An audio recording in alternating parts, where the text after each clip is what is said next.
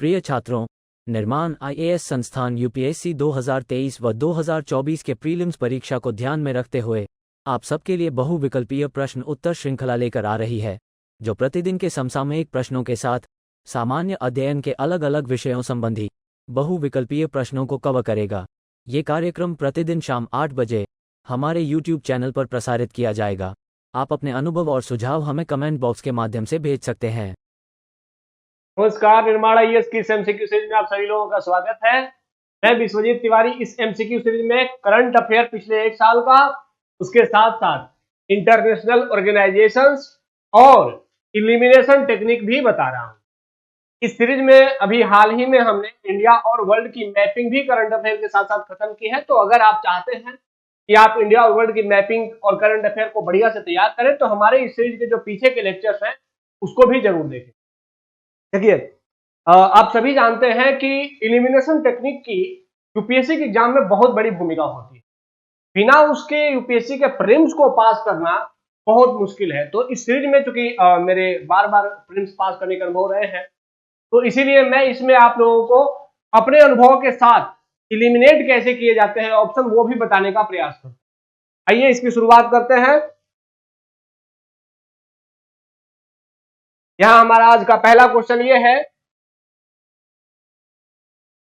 कि हाल ही में उपराष्ट्रपति ने दारा सिकोह के मजमा उल बहरीन का अरबी संस्करण जारी किया। निम्नलिखित में से कौन सा कथन दारा सिकोह के बारे में सही है?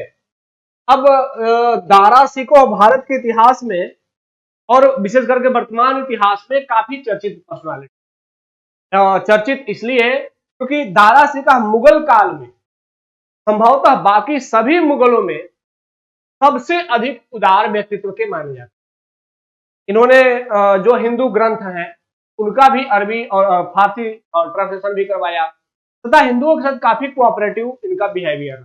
तो ऐसे में इनके ऊपर प्रश्न बनना लाजमी है। तो आइए देखते हैं। और चूंकि हाल ही में उपराष्ट्रपति जी ने इनके बारे में एक इनिशिएटिव भी लॉन्च की है, तो यहां से इस बार के प्रीलिम्स में प्रश्न बन सकता है। स्टेटमेंट 1, कादिरी सूफी संत मियां मीर,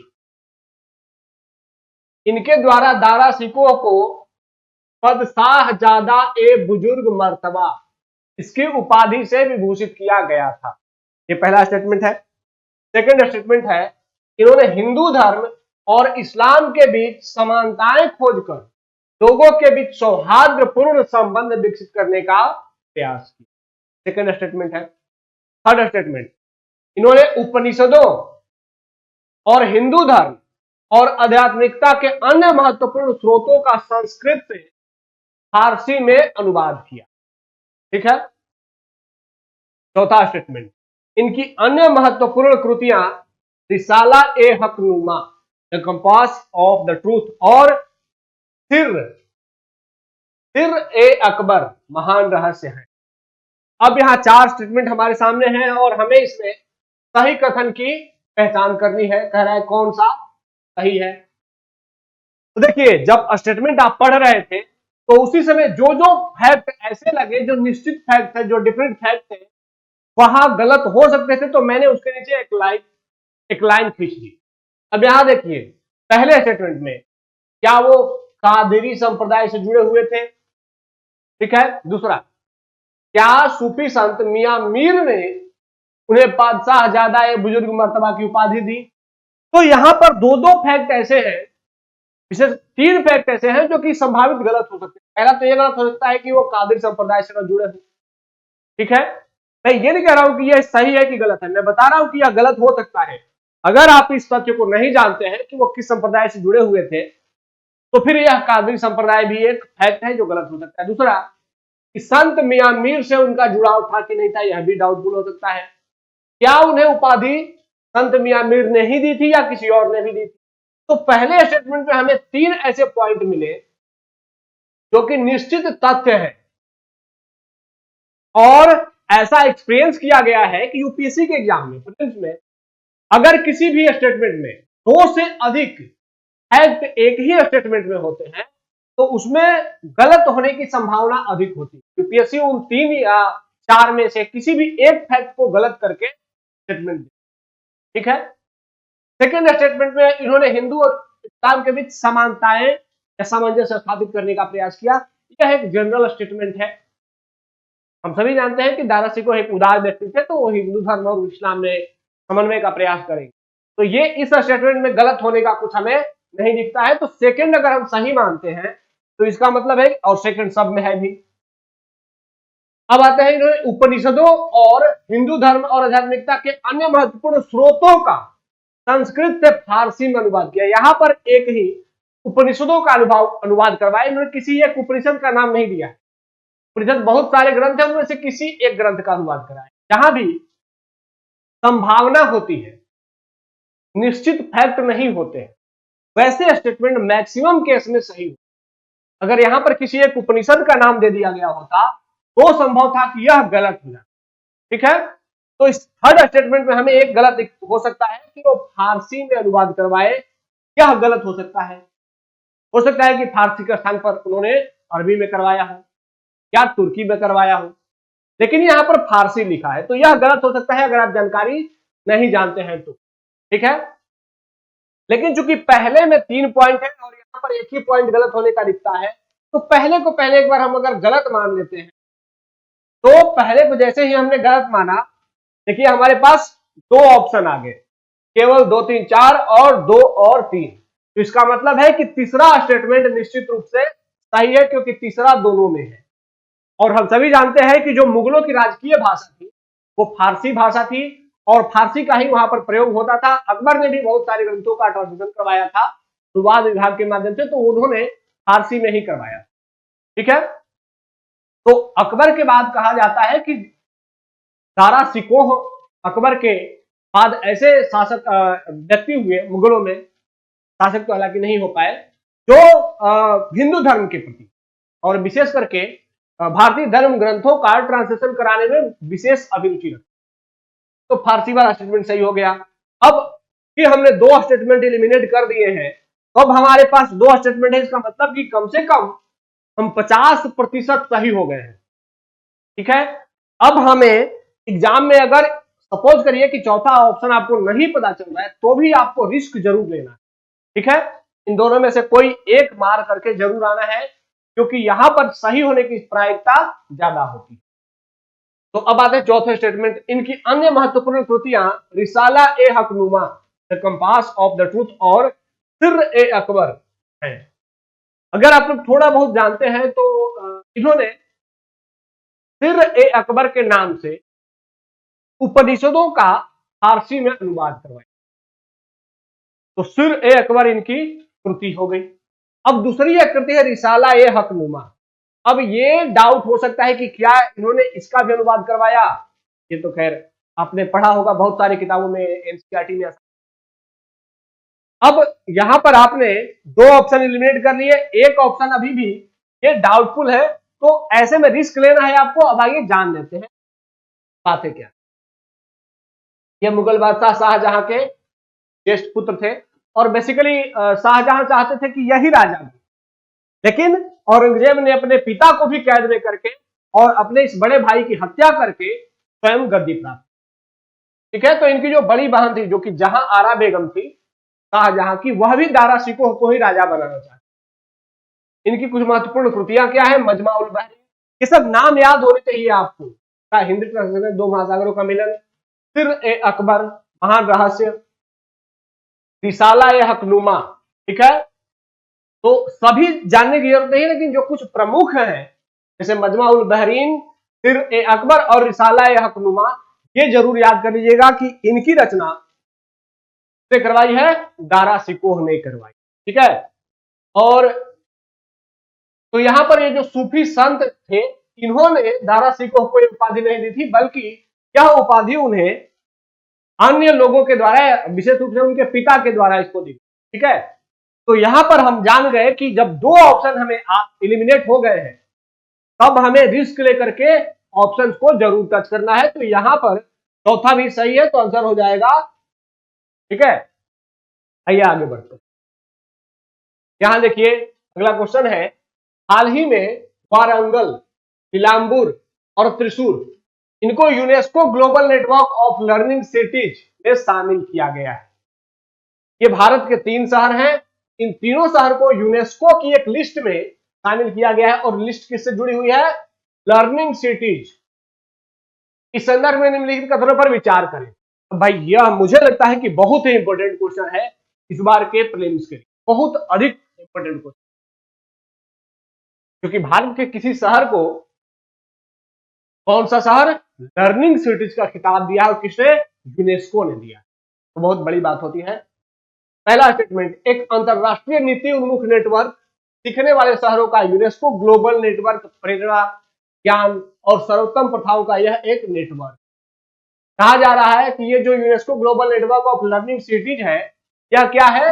यह ऐसा नेटवर्क है जिसमें सीखने वाले शहरों को या फिर प्रेरणा देने वाले शहरों को, ज्ञान देने वाले शहरों को या सर्वोत्तम प्रथाओं वाले शहरों का एक ग्रुप है। ठीक है, तो पहला स्टेटमेंट देखिए, पढ़ते समय मुझे ये पता नहीं चला कि इसमें कुछ गलत है या सही है, तो मैं इसको आगे बढ़ जाऊंगा। ठीक है, सेकंड का समन्वय UNESCO international institute for educational planning.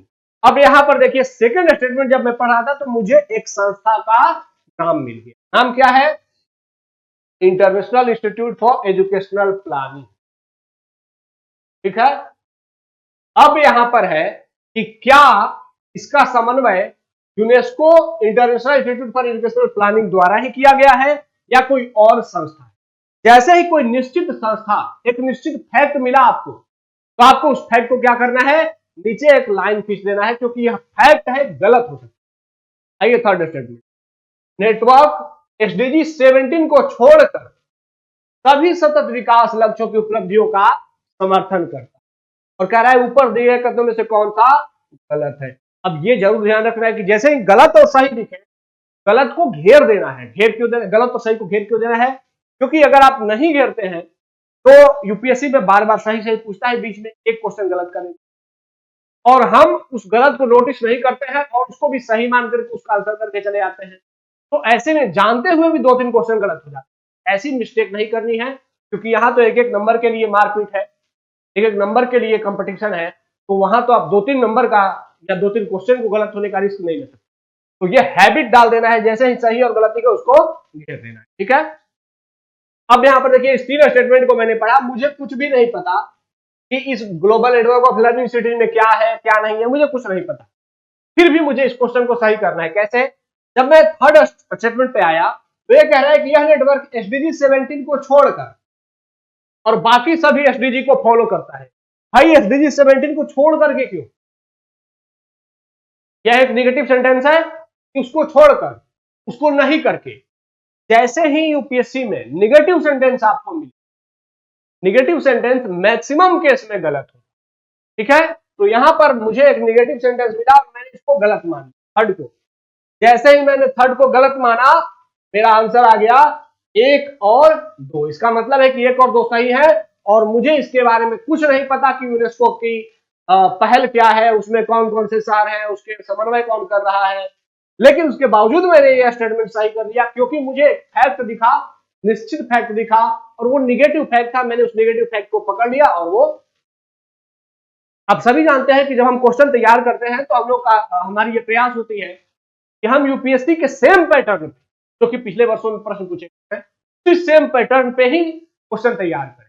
तो इस तरीके से हम यूपीएससी के क्वेश्चन के लेवल पे आपको लेकर के, ठीक है, और हमारे जो प्रश्न होते हैं वो एग्जैक्टली सेम कॉपीड होते हैं, पैटर्न कॉपीड होती है यूपीएससी की। तो आपकी यूपीएससी के लेवल की तैयारी हम करा देते हैं।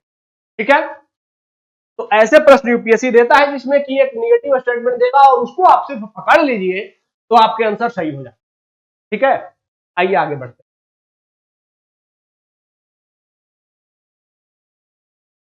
अब यहां पर एक आर्ट एंड कल्चर का क्वेश्चन है।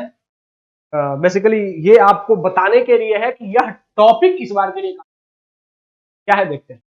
निम्नलिखित कथनों पर विचार कीजिए। चार्वाक दर्शन के प्रमुख प्रतिपादक थे। यह दर्शन प्रकृति में भौतिकतावादी है। इसने दूसरी दुनिया में विश्वास की कमी दिखाई और अलौकिक शाखा के अस्तित्व से इनकार किया। अब पूछ रहा है कि उपरोक्त कथन निम्नलिखित में से किस दर्शन का उल्लेख करता है, और 4 दर्शन का नाम अब देखिए आपके लिए इंपॉर्टेंट क्या है कि भारत में प्राचीन काल में जो षड दर्शन डेवलप हुए, जो 6 दर्शन की शाखाएं डेवलप हुई, उन 6 दर्शन की शाखाओं के बारे में बेसिक जानकारी आपके पास होनी, आपको पता होना चाहिए कि सांख्य दर्शन के रचयिता या प्रणेता कौन थे, न्याय दर्शन के कौन थे, ठीक है। इसी प्रकार के वैशेषिक के, लोकायत के, सांख्य, मीमांसा के कौन थे, ये इतना ही नहीं बल्कि इनके मूल सिद्धांत क्या थे, तभी हम जान पाएंगे कि ऐसे प्रश्नों का आंसर कैसे करें।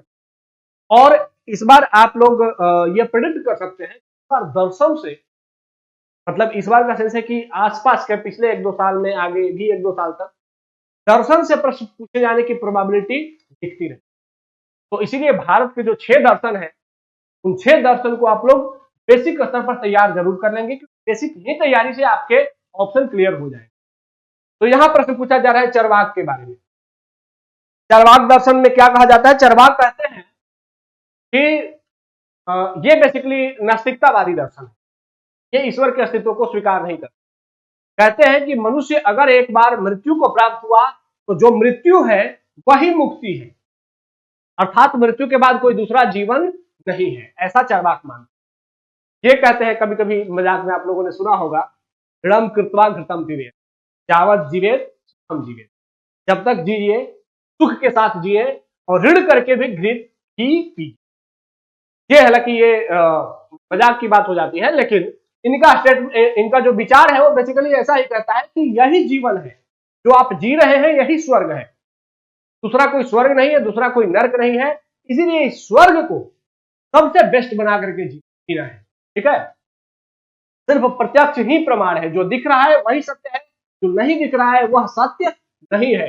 तो मृत्यु के बाद कुछ नहीं दिखता है, इसीलिए मैं उसको सत्य नहीं मानता, ऐसा चरवाक है, ठीक है। तो अब ऐसा कौन सा दर्शन है भाई चरवाक का? तो इसके लिए आपको दर्शन को पढ़ लेना जरूरी है। चरवाक दर्शन बेसिकली लोकायत दर्शन यह कहा जाता है, ये भौतिकतावादी दर्शन है, ठीक है। और इस दर्शन में इन्हें लोकायत दर्शन भी कहा जाता है। कि दुनिया के साथ घनिष्ठ संपर्क, मतलब जो यहां दिख रहा है, जो एग्जिस्ट करता है, उसी के साथ अपने आप को जोड़। जबकि भारत के अन्य जो दर्शन के शाखाएं रही हैं, वे कहती हैं कि मोह और माया से बाहर निकलिए। शंकराचार्य कहते हैं कि माया से बाहर निकलिएगा तो आप अपने ब्रह्म स्वरूप को जान लीजिए, ठीक है। उपनिषद का ज्ञान भी यही कहता है कि आपके आंखों पर माया का पर्दा है और इसीलिए आपको दुनिया में सब अपना दिखता है, जबकि दुनिया में अपना कुछ नहीं है। लेकिन चरवाक कहते हैं नहीं, यही दुनिया, इसी के साथ अपने संपर्क बनाइए, क्योंकि यही आपका संपर्क। तो ये सब चीजें आपको बेसिकली दर्शन को जरूर तैयार कर लेना है, यहां से प्रश्न आने की संभावना रहेगी। आइए आगे बढ़ते हैं। हाल ही में समाचारों में देखी गई एडवांस्ड जोक तकनीक किससे संबंधित है? देखिए हर साल यूपीएससी 6 से कभी 7 क्वेश्चन भी ऐसा देता है जो कि वन लाइनर होता है, एक सिंगल लाइन में।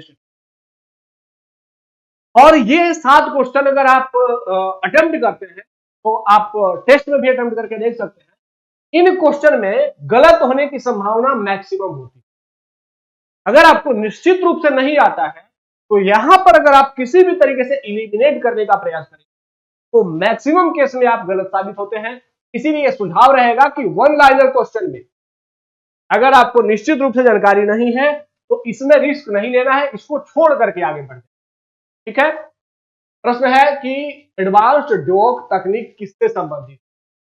अन्य ग्रहों पर सॉफ्ट लैंडिंग से कम उर्वरक के प्रयोग से, जीन संपादन से, या उष्णकटिबंधीय चक्रवात की तीव्रता का अनुमान लगाने के लिए। आइए जान लेते हैं ये क्या है। बेसिकली ये एक अमेरिकी मौसम विज्ञानी थे, कॉर्नॉन डुओक। इन्होंने ही 1970 के दशक में उष्णकटिबंधीय चक्रवातों की तीव्रता का अनुमान लगाने के लिए एक सिस्टम डेवलप किया कि उष्णकटिबंधीय जो चक्रवात होते हैं उनकी तीव्रता क्या है। तो इन्हीं के आधार पर यह प्रश्न पूछा गया है कि एडवांस जोक तकनीक क्या है। तो जो उन्होंने डेवलप की थी सिस्टम, उसी को और एडवांस किया गया है और उष्णकटिबंधीय चक्रवातों की तीव्रता का अनुमान अब और अधिक सटीकता के साथ लगाया जा रहा है, ठीक है। तो ऐसे प्रश्न के वन लाइनर जब आएंगे तो आपको बेसिकली कोशिश करना है कि अवॉइड करके आगे बढ़े। ठीक है, आइए आगे बढ़ते हैं। देखिए, आप सभी भी जानते हैं कि इस सीरीज में हम एक प्रीवियस ईयर क्वेश्चन भी शामिल करते हैं ताकि आपको बता सके कि प्रीवियस ईयर क्वेश्चन यूपीएससी कैसा बनाता है, बनाने के पीछे उनकी थिंकिंग क्या होती है और आपको उसे कैसे एलिमिनेट करना। तो आज हमने 2021 और 22 के क्वेश्चन को हमने कर लिया है, तो 2020 का एक क्वेश्चन है। भारतीय इतिहास के संदर्भ में 1884 का रखमाबाई मुकदमा किस पर केंद्रित था? Rukhmabai case of 1884 revolved around, ये प्रश्न है और इसमें 3 ऑप्शन है। महिलाओं की शिक्षा के लिए, सहमति की आयु के लिए, दाम्पत्य अधिकारों का प्रतिस्थापन के लिए। नीचे दिए गए कोड का प्रयोग कर सही उत्तर। अब देखिए, जब भी 3 स्टेटमेंट होते हैं तो मैक्सिमम क्वेश्चन में 3 में से 1 गलत होता है और 2 सही। मैक्सिमम में, मैंने हर में नहीं कहा, इसको अप्लाई मत कर लीजिएगा, एक रूल मत मान लीजिएगा। तो अगर हम इस आधार पर देखें तो 2 तो कोई जरूर सही है। अब भारतीय इतिहास में पूछा गया है रखमाबाई मुकदमा, बहुत ही toughest question UPSC modern India में बना करके ये दिया था, और इसको भी अगर सही करना हो तो ऐसे क्वेश्चन को जब यूपीएससी बहुत टफेस्ट बनाता है तो वो आपकी डेप्थ नॉलेज की जानकारी ले रहा हो। तो बेसिकली जब आप मॉडर्न इंडिया की तैयारी करें तो आपको पता चलता है कि मॉडर्न इंडिया के लिए आपको अपने बहुत अधिक नॉलेज को डेवलप करना है, पढ़ाना है। उसके बावजूद आपको 1-2 क्वेश्चन ऐसे मिलेंगे जो कि आपसे नहीं बनेंगे और उसको लेकर के टेंस नहीं होना है, क्योंकि ये क्वेश्चन आपसे नहीं बनेंगे तो इसका मतलब ये नहीं कि बाकियों से बन जाएंगे, बाकियों से भी नहीं बनेंगे, छोड़ के आगे बढ़ जाना है। लेकिन फिर भी अगर दिमाग लगा रहे हैं तो ऐसा नहीं है कि बिल्कुल ही नहीं बनेंगे, एलिमिनेट किया जा सकता है अगर आपके पास थोड़ी बहुत के आसपास की जानकारी। जैसे ये कब की बात की जा रही है? 1800। पहला तो हमें एक तथ्य ये मिला। दूसरा, इसमें 3 ऑप्शन है और मैं ये मान के चलता हूं कि 2 ऑप्शन जरूर सही होंगे। तो इन 3 में से कौन से 2 ऑप्शन ऐसे हैं जो आपस में एक दूसरे से जुड़े हुए हैं? आइए देखते हैं। महिलाओं का शिक्षा, यहां शिक्षा पाने की बात हो रही है। दूसरा, सहमति की आयु, एज ऑफ कंसेंट।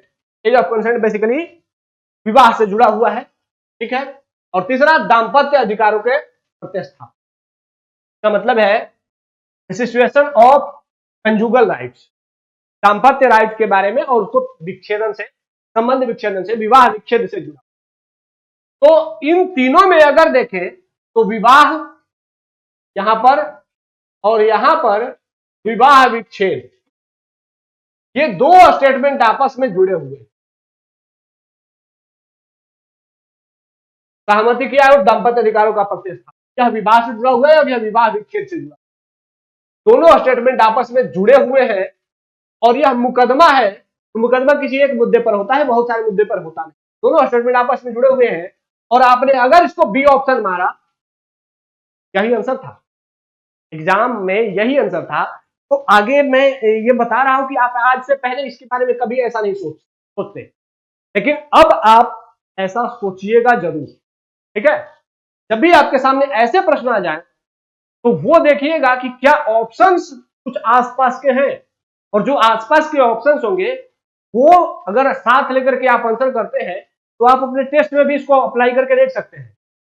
तो आप किसी भी कोचिंग का आप टेस्ट के लिए लगाते होंगे तो उसमें अप्लाई करके आप देखेंगे तो आपको इसका अनुभव हो जाएगा कि जो आसपास के ऑप्शंस है उनको लेकर के अगर ऑप्शन को इलिमिनेट किया जाए तो वो सही हो जाते हैं मैक्सिमम केस में। यहां पर भी सही करने का ट्रिक यही था, बाकी नॉलेज से इसको सही करना बहुत ही मुश्किल था। हालांकि इनके बारे में अगर रखमाबाई के बारे में बात करें तो यह भारत की पहली महिला डॉक्टर थी कि प्रैक्टिस करती थी, जो कि रियल डॉक्टर के रूप में काम भी इन्होंने, ठीक है। इनकी शादी 12 साल की एज में हो गई थी और बहुत समय तक इनका पति से कोई संपर्क ही नहीं था, क्योंकि पहले हम सभी जानते हैं कि शादियां हो जाती थी और लड़की शादी के बाद भी अपने घर पे ही रहती थी। तो इनका पति से बहुत समय तक संपर्क नहीं रहा। जब ये फिर बड़ी हो गई, इनके पिताजी की मृत्यु हो गई, तो उसके बाद इनके पति ने कहा कि ठीक है अब हमारे आपको ले जाए। तो इन्होंने फिर मना कर दिया, नहीं भाई, इतने समय तक मैं आपको जानती नहीं हुई, ना हमारे बीच कोई संपर्क है, न संबंध है, न कभी आपने मुझसे मिला है, तो मैं आपको जानती नहीं, तो क्यों मैं आपके साथ पत्नी कैसे बन सकती। इन्होंने वही एक मुकदमा केस में कोर्ट में दायर किया इंडियन कोर्ट ने उस समय इनके मुकदमे को खारिज कर दिया था, लेकिन इन्होंने फिर इंग्लैंड की महारानी के पास एक अपील भेजी, चिट्ठी भेजी, तो इंग्लैंड की महारानी ने फिर से इनके पैरवी को सुनते हुए इनके दाम्पत्य रिश्ते को समाप्त कर दिया। तो बेसिकली अगर हम कहें तलाक का हिंदुओं में पहला केस अगर देखा जाए तो संभवतः पहला मुकदमा मॉडर्न इंडिया में जो कि कोर्ट सिस्टम के माध्यम से हुआ शायद यही। ठीक है, आइए आगे बढ़ते हैं। यहां हम लोग इंटरनेशनल ऑर्गेनाइजेशन भी, दो इंटरनेशनल ऑर्गेनाइजेशन की चर्चा करते हैं। तो ये इंटरनेशनल ऑर्गेनाइजेशन का पहला ऑर्गेनाइजेशन है विश्व स्वास्थ्य संगठन WHO के संबंध में निम्नलिखित कथनों पर विचार करें। विश्व स्वास्थ्य संगठन स्वास्थ्य के लिए संयुक्त राष्ट्र की विशेष एजेंसी की स्थापना 1948 में हुई। यहां पर एक वर्ष दिया गया है। सेकेंड स्टेटमेंट, भारत 12 जनवरी 1948 को WHO का एक पक्षकार बना। तीसरा, दक्षिण पूर्व एशिया का क्षेत्रीय कार्यालय पुणे में स्थित है। अब कह रहा है कि निम्नलिखित कथनों पर विचार करो, इनमें कौन सा सही है। तो देखिए, सही और गलत होने के लिए पहला तो कि 1948 गलत हो सकता है। दूसरा, 12 जनवरी 1948 को भारत शामिल हुआ, यह गलत हो सकता है। तीसरा, दक्षिण पूर्व एशिया का क्षेत्रीय कार्यालय पुणे में स्थित है, यह भी गलत हो सकता है। इन तीनों में सबसे अधिक गलत होने की संभावना कहां है? तो यह एक स्थान का नाम दिया है पुणे, यह सबसे अधिक गलत होने के लिए प्रोबेबल है। ठीक है, यहां पर जो डेट दिए हैं हो सकते हैं ये डेट भी गलत हो, लेकिन सबसे अधिक गलत यह एक स्पेशल नाम दे दिया गया है, यह ज्यादा गलत होने के लिए दिख रहा है। तो अगर हम पुणे को गलत मारते हैं तो 3 अगर गलत हुआ तो हमारा सीधे आंसर निकल गया 1 और 2। इसका मतलब कि 1 और 2 सही है। बेसिकली विश्व स्वास्थ्य संगठन ये 12 जनवरी 1948 को ही भारत ने WHO की सदस्यता ली थी और WHO की स्थापना 1948 में ही हुई थी। ठीक है, इसका मुख्यालय कहां है? इसका WHO का मुख्यालय जिनेवा में है। और जो साउथ एशिया में इसकी अगर मुख्यालय की हम बात करें तो साउथ एशिया में इसका मुख्यालय दिल्ली में है। हाँ, यहाँ पे लिखा हुआ है दिल्ली। साउथ एशिया में इसका मुख्यालय, क्षेत्रीय कार्यालय दिल्ली में है। तो ये जो पुणे वाला ऑप्शन था, ये पुणे वाला ऑप्शन गलत था, बाकी दोनों स्टेटमेंट सही थे। तो अब आपके लिए एक टास्क है कि WHO के बारे में थोड़ी बेसिक जानकारी जरूर रख लें। इतनी जानकारी भी अगर आप WHO के बारे में रख लेंगे तो भी आपके प्रश्न सही हो जाएंगे। ठीक है, इलिमिनेट हो जाएंगे। आइए अगली इंटरनेशनल संस्था के बारे में जानते हैं। यह है अंतरराष्ट्रीय नागरिक उड्डयन संगठन। इसके संदर्भ में निम्नलिखित कथनों पर विचार कीजिए। कह रहा है कि यह क्या है? यह संयुक्त राष्ट्र की विशेष एजेंसी है, इसे 1944 में स्थापित किया गया था। इसने शांतिपूर्ण वैश्विक हवाई नेविगेशन के लिए मानकों और प्रक्रियाओं की नींव रखी। ठीक है, मैंने इसको पढ़ा, मुझे बहुत कुछ ऐसा पता नहीं चला कि इसमें कुछ गलत सा दिख रहा है, तो मैं इसके बाद आगे बढ़ जाऊंगा। यह इसके भीतर एयर नेविगेशन कमीशन तकनीकी निकाय है, यह उसके लिए तकनीकी निकाय का काम करता है। भारत इसके 193 सदस्यों में से एक। अब कार्यालय में से कौन सा सही है? तो यहां पर हमें 2 फैक्ट मिले, जो कि एक तो कि इसकी स्थापना का डेट इंडिकेट कर रहा है और दूसरा कि इसके टोटल सदस्यों के बारे में बात कर रहे हैं कि इसके 193 मेंबर्स हैं। स्थापना का डेट भी गलत हो सकता है और उसके सदस्य भी गलत हो सकते हैं। तो 2 ऐसे फैक्ट हैं, मतलब कि 2 तो निश्चित रूप से सही है, लेकिन पहले और तीसरे में गलत होने की संभावना है। तो यह तो नहीं होगा, क्योंकि जो भी होगा उसमें 2 तो जरूर शामिल होगा। और इसके सदस्य संख्या को अगर हम गलत देखते हैं तो यहां 193 नंबर के गलत होने की संभावना अधिक है 1944 की तुलना में, क्योंकि यह डेट है और यह नंबर बता रहा है, नंबर कोट किया गया है, तो नंबर लिखा गया है। तो 3 के गलत होने की संभावना अधिक है। तो 3 को अगर हम गलत करते हैं तो आंसर क्या हो जाता है? 2 तो निश्चित रूप से सही है, पहले के बारे में भी गलत और सही हो सकता है। तो आइए इसको देख लेते हैं क्या है। विश्व स्वास्थ्य संगठन की स्थापना कब हुई थी? 1948 में। इसका मतलब कि 2 डिजिट दिए गए थे और दोनों के दोनों डिजिट क्या थे? तो ये सब चीजें आप लोगों को बार बार मैं इसलिए दोहराता हूं ताकि आपको पता चल जाए कि यूपीएससी भी जो मैक्सिमम डिजिट देता है वो मैक्सिमम केस में गलत देता है। ठीक है, तो यहां पर दोनों डिजिट गलत हो गए और इसका आंसर हो गया केवल बी। अब आप लोगों के लिए क्वेश्चन है, बेसिकली वो आर्ट एंड कल्चर का क्वेश्चन है जिसका आंसर आप लोगों को कमेंट बॉक्स में बताना है। यह क्वेश्चन है, दिल्ली सल्तनत के दौरान कानूनी व्यवस्था के संदर्भ में निम्नलिखित कथनों पर विचार करें। पहला स्टेटमेंट, मुसलमानों के लिए मुस्लिम कानून और हिंदुओं के लिए हिंदू कानून के आधार पर नागरिक कानूनों को प्रशासित किया जाता।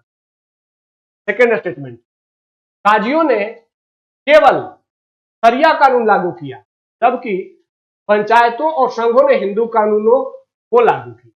तीसरा, आपराधिक कानून शासकों द्वारा इस उद्देश्य के लिए बनाए गए नियमों पर आधारित था। आपराधिक कानून शासकों द्वारा इस उद्देश्य के लिए, किसके लिए? कानून व्यवस्था के उद्देश्य के लिए बनाए गए नियमों पर आधारित था। ऊपर दिए कथनों में से कौन सा सही है? आप लोगों को इसके कमेंट में आंसर करने हैं। इसका आंसर करिए और फिर इसके बाद हम अगले लेक्चर में आपको इसका सही आंसर भी बता देंगे। अगर आप लोगों ने सही आंसर किया तो मैं आपके कमेंट को लाइक कर दूंगा, ठीक है। बाकी अगर गलत रहा तो मैं कमेंट में आंसर भी, ठीक है। आप लोग इस सीरीज में जुड़ करके मुझे उम्मीद है अच्छा महसूस कर रहे होंगे। हमें भी आप लोगों के साथ ऐसी जानकारियां शेयर करके अच्छा लगता है, लेकिन ज्यादा से ज्यादा आप लोग कमेंट करेंगे तो हमें और ज्यादा अच्छा लगेगा कि आप लोग इस सेशन में ज्यादा अभिरुचि रखें। तो अपने दोस्तों के साथ शेयर करें और हमारे इस पहल को लाइक और कमेंट के साथ प्रोत्साहित करते रहें। जुड़ने के लिए धन्यवाद। जय हिंद।